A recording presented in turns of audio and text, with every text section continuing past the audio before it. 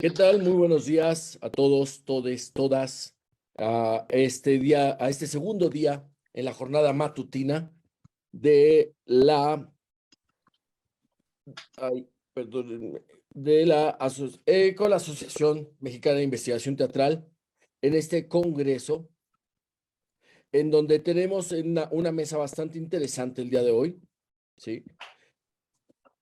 Vamos a empezar esta mesa llamada En Praxis, Dramaturgias Diversas y Procesos Reflexivos 1. Y bueno, pues quiero darle la bienvenida a Lidia Martí Barchín, de la Universidad de Alicante, España, a Pedro Armando Cabral Salazar, del Centro de Investigaciones Multidisciplinarias de la Universidad Autónoma de Querétaro, y a Eduardo Alonso Ledesma Ibarra, del Centro de Estudios Genealógicos, Asociación Civil. Y pues bueno, vamos a mantener esta mañana este orden.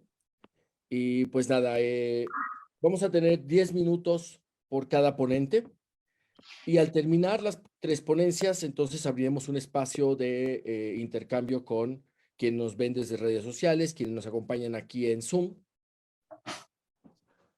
de tal forma que terminaremos por ahí de las 10:50 para dar 10 minutos de descanso y seguir con la siguiente mesa. Y pues nada, sin mayor preámbulo, quiero darle la palabra a Lidia Martí Barchín de la Universidad de Alicante, España, con la ponencia Quetzalcóatl en la producción dramática mexicana de la segunda mitad del siglo XX, reflexión histórica y ontológica. Adelante, por favor, Lidia. Muchas gracias, Luis. Voy a compartir pantalla. Vale. Bueno, pues antes de empezar quería agradecer también al comité organizador por darme la oportunidad de participar en este nuevo congreso de la AMIT. La ponencia que hoy les traigo forma parte de una investigación doctoral que estoy llevando a cabo en torno al modo en el que se recupera o se reinterpreta la figura de la serpiente emplumada en el teatro mexicano de la segunda mitad del siglo XX. Para hoy, al principio había elegido 3 obras, pero por cuestión de tiempo solamente voy a hablar de 2. La primera de ellas es La ciudad de los carrizos, de Antonio González Caballero, del año 1973.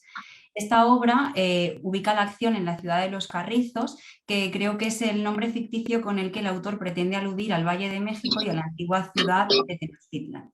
La obra se divide en 2 actos y se plantea la necesidad de introducir los sacrificios humanos y acabar con la vida de un ocaña, que sería Quetzalcóatl. La segunda obra es Nuestro Señor Quetzalcóatl, de Guillermo Smidúber, del año 1978. Esta pieza está dividida en 2 actos y un epílogo. Cada uno de los actos está protagonizado por familias diferentes que se ubican en 2 tiempos y 2 espacios también distintos. La primera familia vive en Tula y es coetánea del dios sacerdote Quetzalcóatl, y la segunda familia habita en Tenochtitlan y es testigo de la invasión española de la ciudad. Creo que las 2 obras plantean una reflexión histórica y ontológica que va más o menos en la misma línea y que los dramaturgos organizan en torno a 3 ejes fundamentales: los sacrificios humanos, la conquista española y el olvido de las culturas antiguas. Por lo que respecta a los sacrificios humanos, Antonio González Caballero plantea desde el inicio de su obra la necesidad que tienen los habitantes de la ciudad de los Carrizos de introducir los sacrificios humanos en honor al dios Tezcatlipoca. Pero para ello tienen que matar al personaje de un ocaña, porque es totalmente contrario a esta práctica ritual y bueno, él considera que los sacrificios no son pedidos por los dioses, sino que es más bien una práctica política para tener sometidos a los pueblos vecinos mediante el miedo y el terror que estos generan. Y dice un ocaña así, cito: ¿acaso tú rejuvenecerías si te dieran de comer el corazón de tu hijo? Si el Dios que creó el cielo y la tierra llegara a desfallecer, de muy poco le servirían las escasas fuerzas del hombre. En cambio, una ciudad sí puede nutrirse con la rapiña y la explotación de los pueblos vecinos. Entendemos así como a través de este personaje el autor está estableciendo una crítica a esa cultura basada en la guerra en la que se sustenta la ciudad de los Carrizos, que, como he dicho antes, creo que se puede identificar con la capital del imperio azteca. Por su parte, Guillermo Smidúber sí que plantea esa crítica de forma directa al imperio de Moctezuma, puesto que ubica el segundo acto de su obra en la ciudad de Tenochtitlan en el tiempo de la conquista. Y aquí el viejo que es protagonista de esta segunda familia de la que hablaba, sí que realiza una reflexión que en la misma línea que proponía González Caballero, también plantea que los sacrificios humanos no son pedidos por los dioses, sino que están instaurados por la clase política para tener dominados a los pueblos que viven alrededor. Y dice así: hemos fundamentado nuestro mundo en la guerra. A veces he pensado que los sacrificios humanos no son pedidos por los dioses para alimentar al sol, sino que son una patraña para lograr prisioneros y vivir en una constante guerra. De este modo, los sacrificios humanos creo que son observados como el origen de ese miedo, de ese terror que sienten los pueblos vecinos a Tenochtitlan, y por tanto serían la causa por la que se aliarían al ejército extranjero, a las tropas de Hernán Cortés, y esto sería lo que facilitó la invasión española. Y así reflexiona el viejo de la obra acerca de esto. Dice: sí, lo merecíamos, la conquista. No supimos seguir a Quetzalcóatl y sembramos odio en todos los pueblos. A pesar de esta crítica a la cultura bélica del imperio, ambos autores recogen algunos acontecimientos que son realmente dolorosos y que remiten a la conquista española. Creo que los dos aluden a la matanza del Templo Mayor, encabezada por Alvarado en 1520, y aunque Antonio González Caballero no tiene la voluntad de reconstruir ningún acontecimiento histórico, sí que creo que hay un momento en su obra que se puede relacionar con esta matanza del Templo Mayor. Y es que en la plaza de la ciudad de Los Carrizos, los seguidores de Unocaña son perseguidos y finalmente asesinados. Y el autor nos transmite una imagen de desolación y de destrucción que se cierne sobre la ciudad después de la matanza, y el personaje de Avecilla describe así, cito: sentada fuera de mi casa, una mujer apretaba contra su pecho a su criatura muerta, pisoteada durante el tumulto. Junto a ella, un charco de sangre, y en la pared embarrados cabellos y pedazos de cráneo. Con el agua que echaron para lavar la sangre, la tierra se tiñó de rojo. Aquí me gustaría que nos quedáramos con esa idea de trozos de cráneo que están salpicados en las paredes y esos ríos de sangre que circulan por la ciudad, y ahora les explicaré por qué. Por su parte, Guillermo Smidhuber sí que alude directamente a esta matanza del Templo Mayor, la reconstruye porque, como digo, en este segundo acto está ubicándolo en Tenochtitlan en el tiempo de la invasión, y es el niño, el protagonista de esta familia, el que describe la matanza y dice: lo han matado, a mi hermano, lo vi. Estábamos en el Templo Mayor en la ceremonia de Huitzilopochtli y llegaron los extranjeros. A todos los mataron. A mí me vieron, pero no quisieron matarme. La sangre corría por las escaleras. De nuevo, esa imagen de ríos que circulan por la ciudad, que creo que nos puede remitir a esas palabras del poema anónimo de Tlatelolco, y aquí he seleccionado un fragmento de ese poema para ver cómo las imágenes a las que transmite el poema y las imágenes que transmiten las obras tienen una conexión entre ellas. Y dice el poema, cito: gusanos pululan por las calles y plazas, y en las paredes están salpicados los sesos, como esa idea que nos transmitía González Caballero. Rojas están las aguas, están como teñidas, y cuando las bebimos es como si bebiéramos agua de salitre. Ambos autores también plantean el olvido de las culturas antiguas. Antonio González Caballero identifica la cultura quetzalcoatliana como la verdadera y original de México. Creo que así establece al personaje de la serpiente emplumada como un símbolo de identidad nacional, y el autor decide cerrar su obra con unas palabras de Anciano Buboso, retomando su papel de narrador, en los que podemos atisbar una cierta nostalgia por esa cultura que se ha perdido, y dice así: las antiguas creencias han sido olvidadas, los dioses destruidos. Aquella civilización fue arrancada, cortada de raíz, y la orgullosa ciudad abandonada fue cubierta por la maleza, desapareció. Un momento, un instante, y después otra estrella vuelve a brillar, y son otras las flores que alegran los campos. Vemos aquí también en esta segunda parte de la intervención de Anciano Buboso cómo el autor introduce esa idea de sucesión de culturas. Creo que de esta manera nos plantea entender la historia de México, y realmente, si lo pensamos, sería la historia de todos los pueblos, entenderla como una sucesión de culturas y de invasiones. Y creo que así propone una superación del trauma de la conquista, como también lo hacen otros autores y autoras en esta época. Guillermo Smidhuber introduce también esa idea del olvido de las culturas originales, pero ahora introduce una cierta esperanza en el futuro. En el epílogo de su obra, el único personaje que hay es el niño que ha sobrevivido a esa invasión española, se encuentra en el año 1571 y va desdoblando su personalidad en joven, adulto y viejo, y cuando llega a los últimos años de su vida, reflexiona acerca del hecho de que cuando él muera nadie más va a guardar esa cultura antigua. Y entonces dice así: yo soy el último que creo en vos. Cuando yo muera, nadie volverá a adoraros. Esta nueva era que ha nacido durará para siempre. Será mejor que tu era, Quetzalcóatl. Llegarán nuestros descendientes a ser felices. Alcanzarán un gran desarrollo.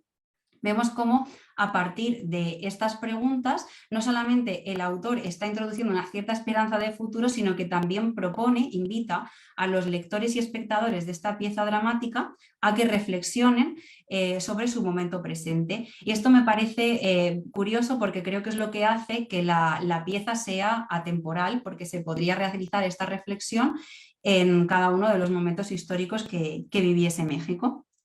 Y ya para cerrar, me gustaría rescatar algunas ideas que he venido exponiendo.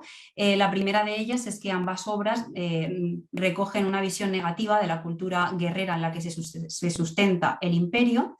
Las dos plantean la superación del trauma de la conquista, entendiéndola como la historia de México como una sucesión de invasiones, pero no por ello dejan de introducir o de reflexionar sobre los momentos más dolorosos de este proceso. Creo que en las dos obras la cultura mexicana se identifica con los valores quetzalcoatlianos, pero ahora ya esos valores no son puramente mexicanos, sino que los podríamos entender como valores universales. Y a través del estudio de estas obras y de otras de la misma temática, creo que el personaje permite retomar este mito precolombino, por supuesto, pero también ayuda a los autores a construir sus discursos dramáticos desde el punto de vista de la reflexión histórica e identitaria.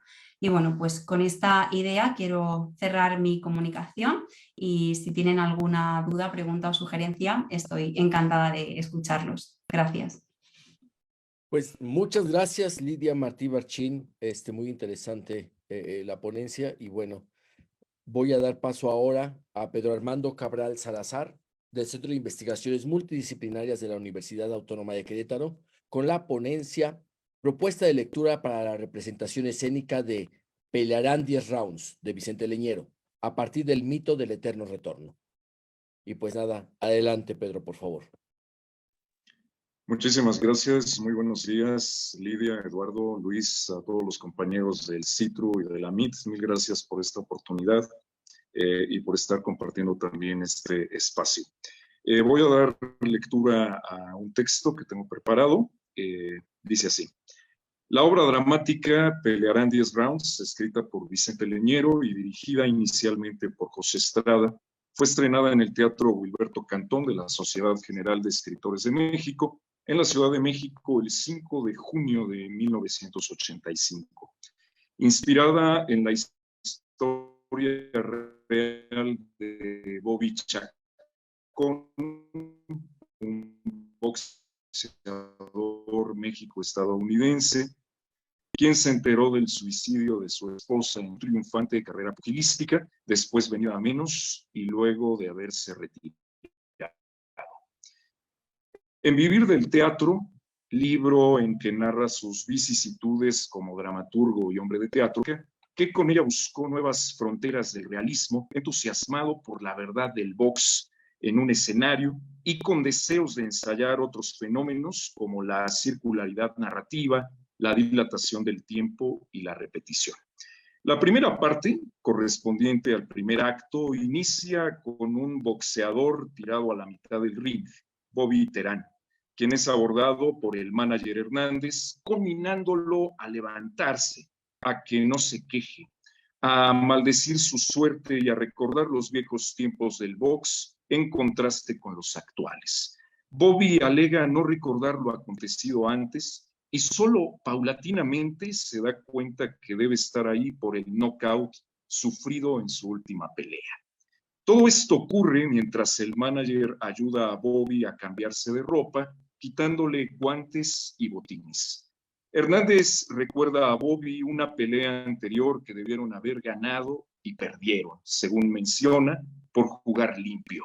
Y no deja de recriminarle haberse retirado en ese momento y a causa de esa pelea. Al cambiarse de ropa y mientras el manager lo alienta a continuar con su carrera y a convertirse en ídolo y en campeón del mundo, ambos parecen entrar imperceptiblemente, según lo menciona el dramaturgo, en otra situación y en otro tiempo perteneciente al pasado. Bobby comienza entonces a ejercitarse a la vez que charla con su manager de su siguiente pelea, mañana mismo, con Joel Caballo Sánchez, un novato de los que vienen sonando fuerte y quien, de acuerdo con Hernández, aceptó perder la pelea frente a Terán durante el quinto round. Repentinamente aparece María, quien sube al ring y hace un desplante a Hernández, diciéndole que viene a hablar con Bobby. A solas, ella explica al boxeador que llegó anoche de Los Ángeles después de que la hubieran dado de alta. Ella comienza a reclamarle su traición por haber regresado al ring y retomar su carrera. Él le dice que pensaba explicarle su decisión luego de 2 años fuera del deporte.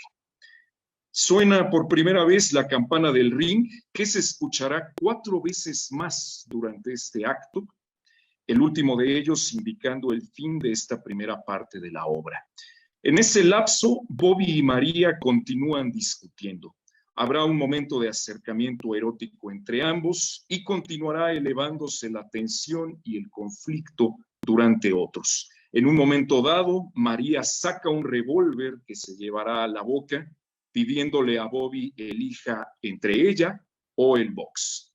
Ella comienza a llorar, Bobby intenta desarmarla, pero ella entonces le apunta con el arma de fuego. Él logra quitarle el arma y luego de guardarla en su chamarra, ve a María alejarse y al mismo tiempo gritándole que se arrepentirá. Después de unos segundos y afuera de la arena, se escucha un disparo. Bobby reacciona, grita el nombre de María y se dirige hacia la salida. La segunda parte, la inicial del segundo acto, comienza con el ring vacío y la voz de un anunciador oficial.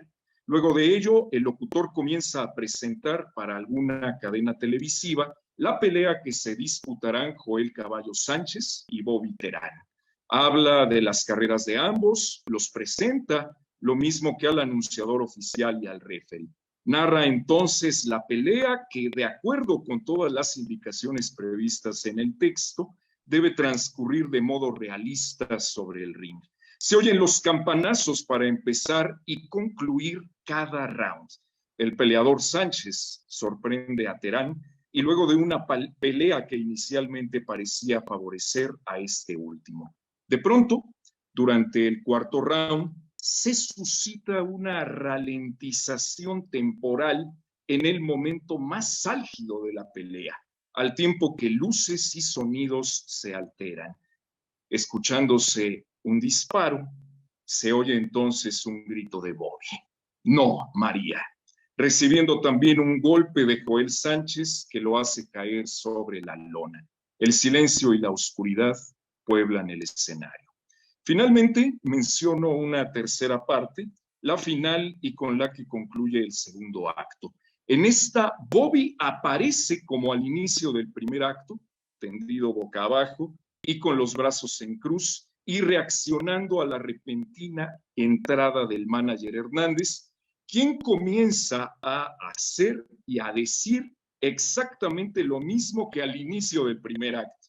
Ocurre entonces lo mismo en acciones y parlamentos entre Hernández y Bobby, hasta darnos cuenta que el primero ya no quita los guantes y botines al boxeador, quien continuará vestido como en su contienda, sin alteraciones temporales y sin que los parlamentos varíen, aunque muchos de ellos dejan de decirse, las acciones y palabras siguen su curso como en la primera parte de la pieza. Luego de ello aparece María y acontece lo mismo que en el primer acto, sin que suene algún campanazo de ring, con parlamentos idénticos, pero no completos, sin el momento erótico entre ambos y con las acciones del primer acto acelerándose hasta el momento en que ella apunta con el revólver a Bobby. Añadiéndose el parlamento así, en voz de María, dispara un tiro contra Bobby, quien cae al centro del ring, produciéndose un oscuro durante el cual se escucha el conteo del referee hasta el 10, que lo da por derrotado. Entonces se ilumina el ring, apareciendo nuevamente Bobby como al inicio de la primera y esta tercera parte, reaccionando igual ante la entrada del manager, quien nuevamente aborda a Bobby como en los momentos previos, pero con otro orden de parlamentos a los que contesta el boxeador. Es así como concluye la pieza. Las críticas a la primera puesta en escena dedican comentarios extensos a las habilidades pugilísticas de los actores y a la capacidad de desenvolver un espectáculo boxístico en un escenario teatral.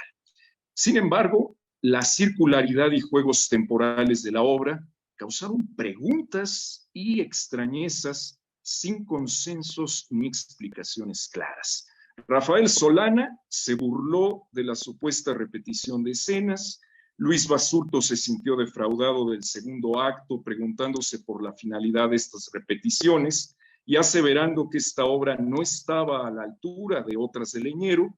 Malca Rabel se hará cuestionamientos sobre el sentido de los tiempos en la obra, concluyendo que ésta no convencía. Para Bruce Swansea, estas circularidades serían representaciones de un estado de conciencia, misma idea expresada por Juan Miguel de Mora, para quien existe también una crítica social. Esta misma lectura será expresada por Olga Harmony, para quien Bobby Chacón sería una representación de la clase media mexicana. Dado lo anterior, y sin refutar la validez de tantos puntos de vista, propongo una lectura capaz de hacer valer en una puesta en escena el realismo y requerimientos del texto de Vicente Leñero. En primer término, considerando insuficientes ciertas dicotomías clásicas como conciencia-inconsciencia, sueño-vigilia, falso-verdadero o realidad-ficción, para llevar a cabo una propuesta escénica de esta obra. Y en segundo término, arriesgando un acercamiento interpretativo a través de los conceptos de voluntad y pensamiento del eterno retorno de lo mismo de Friedrich Nietzsche. Propongo, pues, en consonancia a lo anterior, una puesta en escena capaz de teatralizar voluntades, una activa y en consonancia con el eterno retorno, y otras reactivas, en consonancia con una temporalidad lineal y en cuya tensión se originaría una temporalidad también tensada. Gracias. Muchas gracias, Pedro Cabral Salazar. Y bueno, sin más, doy paso a Eduardo Alonso Ledesma Ibarra, del Centro de Estudios Genealógicos, Asociación Civil, con la ponencia Sensación y Discurso del Cuerpo en El Zapato, de Carlos Solórzano. Sin más, adelante, Eduardo, por favor. Muchas gracias, buenos días, gracias por el espacio y gracias por tener la deferencia de escucharme. Empiezo con un epígrafe de Antonin Artaud. Más que de la muerte, soy dueño de mi propio dolor. En las imágenes del zapato de Carlos Solórzano convive la precisión de una propuesta espacial con la dinámica de la misma. La articulación de esta última se imagina a través de la delimitación dramatúrgica que se plantea a través de la habitación de objetos escénicos. Estos articulan un discurso potencialmente escenográfico. El incluir al vestuario, dicha propuesta, por medio de tal elemento, encardina trayectoria, trazo y transición. También indica proporción, edad y carácter, el tamaño y temporalidad de un cuerpo vivo cuyas huellas nos remiten a la memoria del mismo. De manera semejante, la música es cuerpo sutil, una manifestación neumática, atómica y aérea que conduce emociones a través de la materialidad de su sensorialidad, texturas y colores para el oído. Este último es tocado por un estado anímico que se deposita en el cuerpo al grado de ser capaz de sedimentarse. La materia, nuestro cuerpo, es habitación de humores que se manifiestan en las dinámicas químicas de las sustancias que genera la complejidad de nuestra biología. La vibración de la diversidad de sus elementos, nuestra complejidad, da cuenta de su vida al también implicar cambios de temperatura como fenómenos de lo sutil que puede ser el movimiento de su existencia, dinámicas que también se manifiestan en nosotros. La conciencia es clara en la siguiente acotación por parte de nuestro autor. Se oye una música melancólica y entra el adolescente vestido con pantalón corto y camisa. Camina con dificultad. Después se puede advertir que tiene el pie derecho calzado con un zapato tenis, en tanto que el izquierdo lleva un alto botín viejo y deslucido con algunos botones casi desprendidos. Por un lado, la música nos remite a la bilis negra del cuerpo que hace escena. Es importante advertir la aparente interioridad de un cuerpo. Este se despide atómicamente a través de la habitación del espacio que implica su presencia. El joven genera una atmósfera que, metonímicamente, se manifiesta en la música como estrategia dramatúrgica. Sin embargo, Solórzano también nos advierte de la dificultad de su personaje para caminar, metáfora del trayecto vital que también implica la materialidad concreta de nuestro cuerpo, un cuerpo que sostiene un peso, que se yergue, que para todo lo anterior genera el equilibrio necesario para llevar a cabo la diversidad de posiciones y posicionamientos con los cuales territorializamos el mundo que habitamos, generando delimitación y temporalidad, transiciones del mundo. Si recordamos un referente cultural tan importante como el del sol que asoma por el este representando lo masculino y la luna que aparece por el oeste representando lo femenino, el pie derecho está calzado por un zapato tenis, un material tendiente a lo dinámico de lo juvenil. Se trata de un pie habitando una materia suave y que remite a una juventud incipiente, por lo tanto, a la inmadurez de una masculinidad todavía lejana a la aparente independencia de la vida adulta y todo lo que implica. Una manera de pisar, de hacer tierra y por lo tanto arraigarse que implica una relación particular con la gravedad en tanto que manera en la cual los numerosos huesos del pie 26 depositan su peso a través de la distribución del mismo que lleva a cabo la compleja unión entre ellos por medio de sus articulaciones. El botín izquierdo, en cambio, nos remite a una feminidad invadida y dominada, la figura de la madre del personaje. Se trata de un botín alto, viejo, deslucido. Dicho objeto resulta un cuerpo que posee huellas de una trayectoria vital, un uso y un desgaste por su relación matérica con los fenómenos del mundo y por lo tanto con la vida.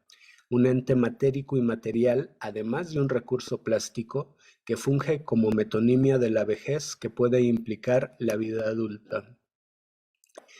Vale la pena abrevar en la diferencia entre los materiales del objeto apenas referido, el botín con los del zapato tenis en cuanto a la calidad y cualidades de los mismos.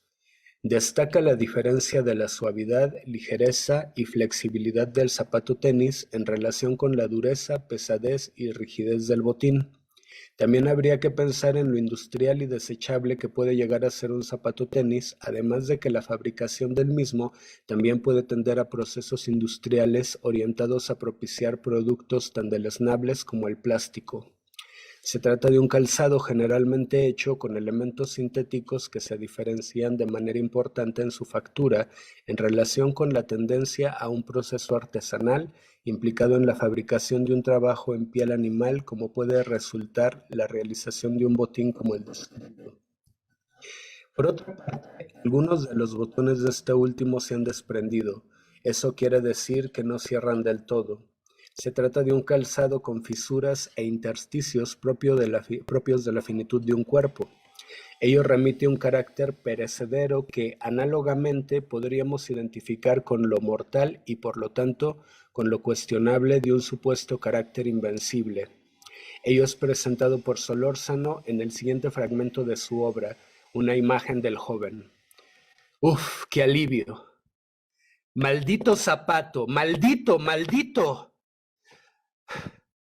Pobrecito, Te he maltratado mucho hoy, pero es porque me aprietas todo el día y no es una presión constante. A veces se diría que me muerdes. No sé qué es lo que te ocurre hoy. Es como si estuvieras erizado de púas para castigarme.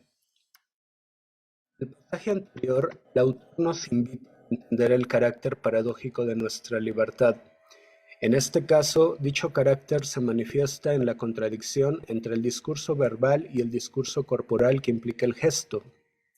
En dicho detalle, advertimos la diferencia entre la naturaleza como fenómeno implicado en nuestro cuerpo y la habitación que llevamos a cabo de este último como realización de un fenómeno cultural, un posicionamiento ante nuestra circunstancia.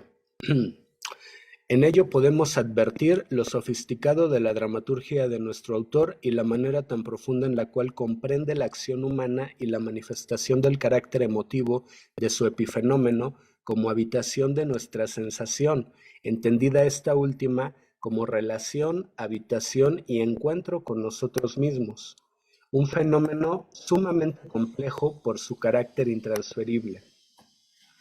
El posicionamiento anterior abre una problematización para la que considero importante permitirme una breve digresión.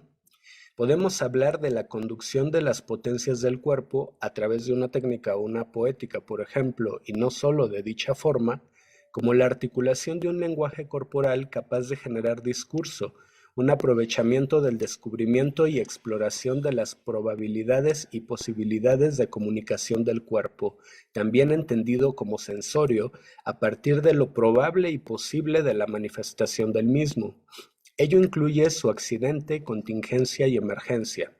Sin embargo, el aprovechamiento de dicho fenómeno depende de nuestra relación con nosotros mismos, la manera en la que nos habitamos y, por lo tanto, de la comprensión de las manifestaciones inconmensurables de la posibilidad y probabilidad de sus potencias.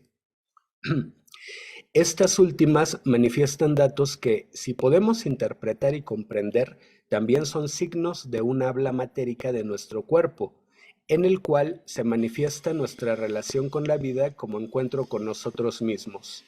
Eso quiere decir que de manera no solo subjetiva y poética, el cuerpo tiene un habla, un proceso que problematiza los límites de la subjetividad y evidencia la posible artificialidad de la misma, que a su vez tiene una relación inextricable con la materia, natura naturata, y por lo tanto con la naturaleza, natura naturans.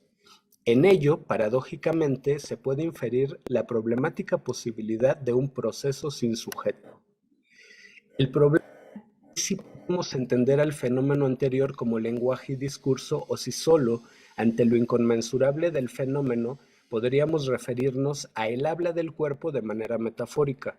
Me atrevo a considerar que la manera más adecuada de enunciación de dicho fenómeno es la metáfora del habla del cuerpo.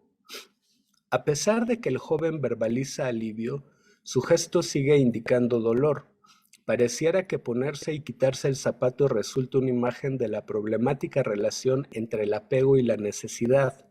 En este caso, la necesidad del dolor como parte de la relación con nuestros más importantes afectos.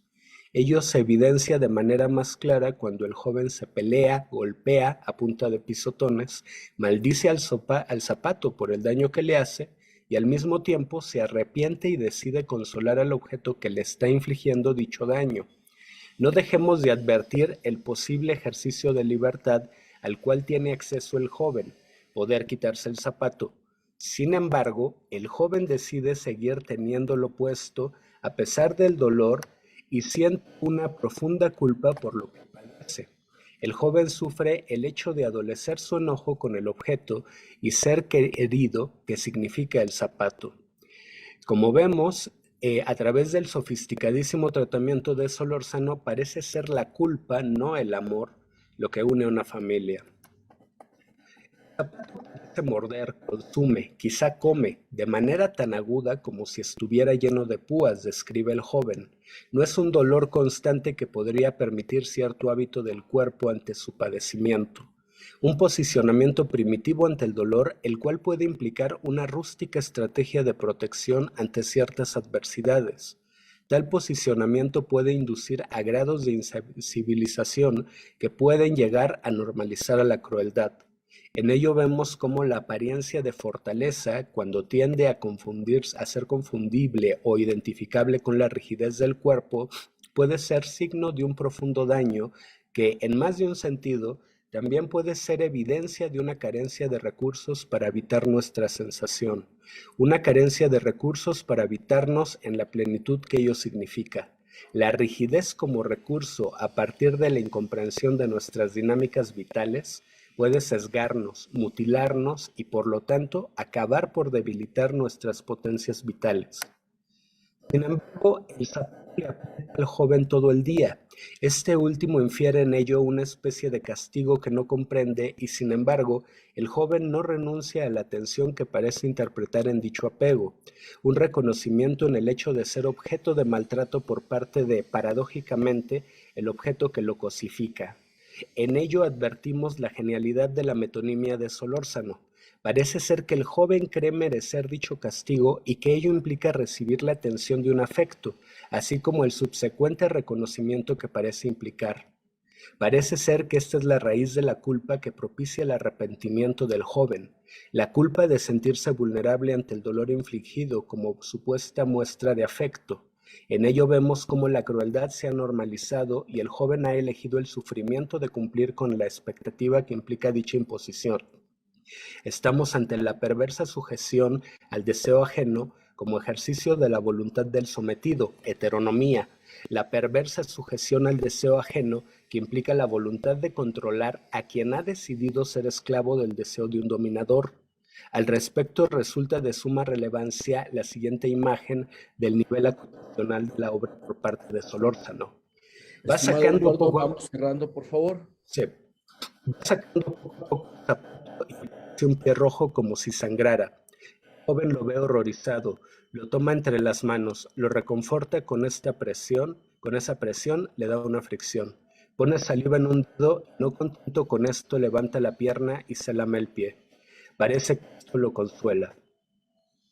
Es aquí cuando se diluye la contradicción antes planteada por Solórzano entre la verbalización de un alivio y el fenómeno de este último, la diferencia entre posicionarnos ante nuestro dolor desde una discursividad verbal y hacerlo a través de acciones que constituyen una discursividad corporal, en este caso tendiente y congruentes con el objetivo de una voluntad manifiesta, en este caso aliviar el dolor.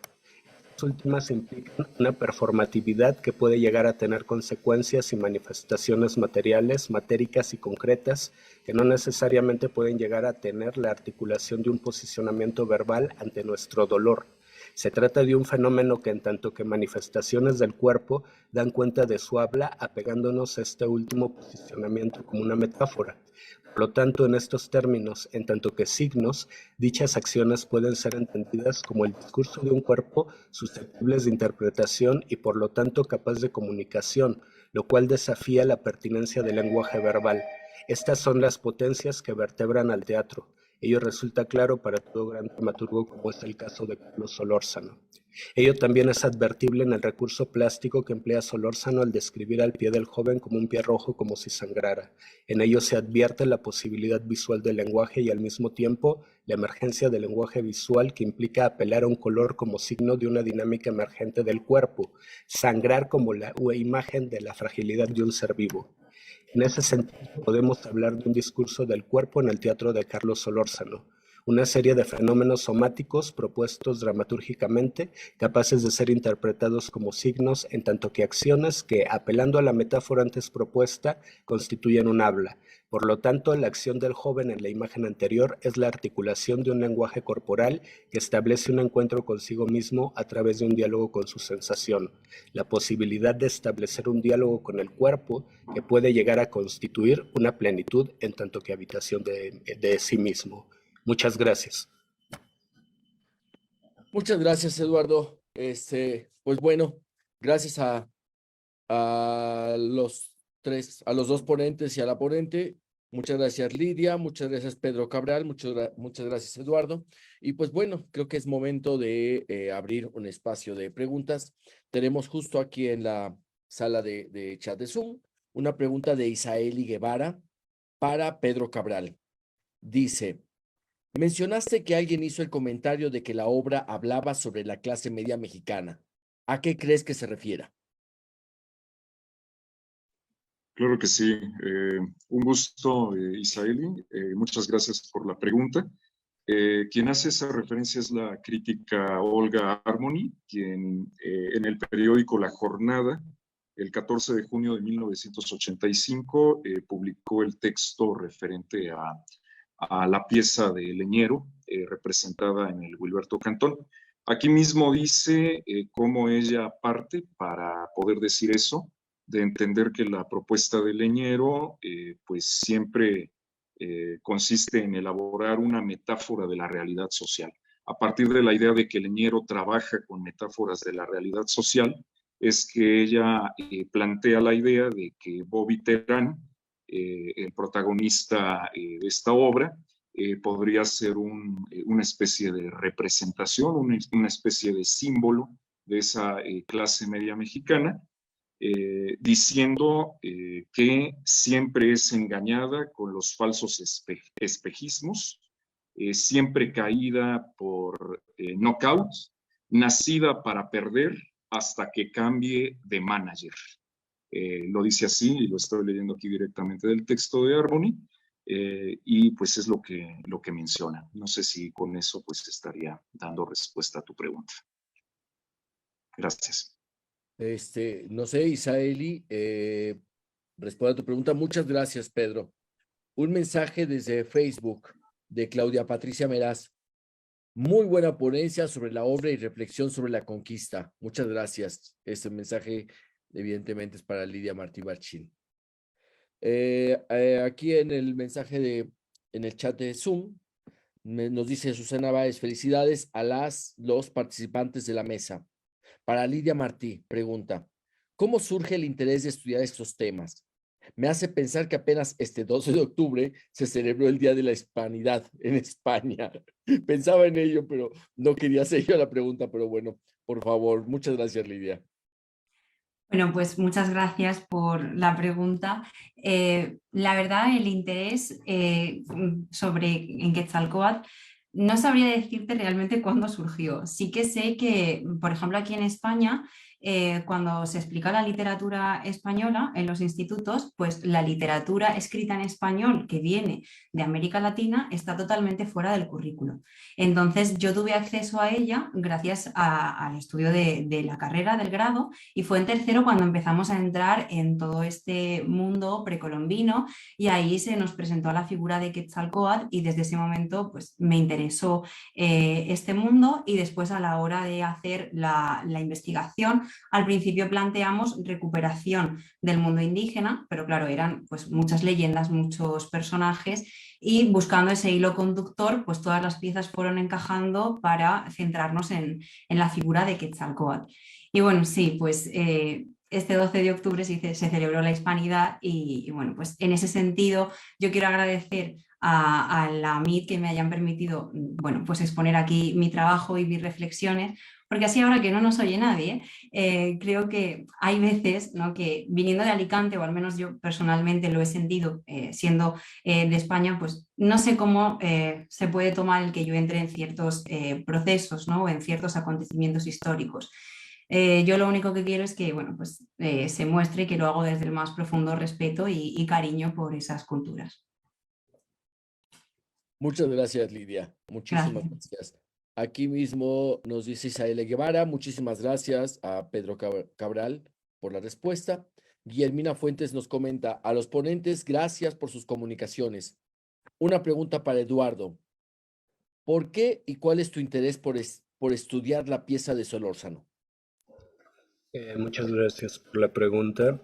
Esto tiene que ver con dos, digamos, momentos de mi formación que se unen estrechamente. El primero es mi formación como filósofo y que tiene que ver justamente con una lectura del existencialismo y una preocupación por la libertad, que fue la que me llevó a volverme filósofo, y que se une con mi entrenamiento actoral, que tiene que ver con, sobre todo en lo que es la técnica Feldenkrais, que por cierto le mando un abrazo a Emma Delgado, que sé que me está viendo, es mi maestra. Y justo a través de ese proceso eh, bueno, descubrí a través de esa investigación de mí mismo, que es la filosofía, y también, sin duda, el Feldenkrais, básicamente que el cuerpo habla. Y leyendo a Solórzano, justo la pregunta era, ¿cómo es que este hombre es capaz de hablar de temas sumamente trascendentales y potentes con un lenguaje sumamente sencillo? Y la clave está no solo en el apelo a lo obvio de las materialidades de su teatro, sino también en que aprovecha el discurso, la discursividad del cuerpo, y particularmente donde se evidencia con mayor puntualidad es en el zapato, justamente que describe como un mimodrama. Lo sugerente es particularmente cómo entiende él la pantomima. Solórzano dice que la pantomima es el gesto con calidad poética contrapuesto a la palabra. Y justo ahí, de facto, encontramos ya un conflicto entre las posibilidades semánticas y semióticas del teatro, una tensión muy afortunada que corresponde con su concepción de lo plástico como buen arquitecto y buen seguidor de Miguel de Unamuno, y en esa medida eso me ha llevado a explorarlo y generar una lectura de Solórzano desde el cuerpo, desde lo que podríamos llamar un habla, una gramática del cuerpo, que no necesariamente se supedita a la posibilidad de sus imágenes únicamente, sino que ya por sí mismo el cuerpo genera imágenes e imaginarios y genera habitaciones, que para mí son realmente la habitación del conflicto en un sentido quizá muy tradicional del teatro, pero que particularmente es congruente con su poética y con sus inquietudes como dramaturgo. Eso fue lo que me fascinó, justamente, cómo es capaz de generar esa hondura reflexiva y cómo es que depende más que de su pericia en la palabra como literato, en más bien atender al cuerpo como fenómeno vivo.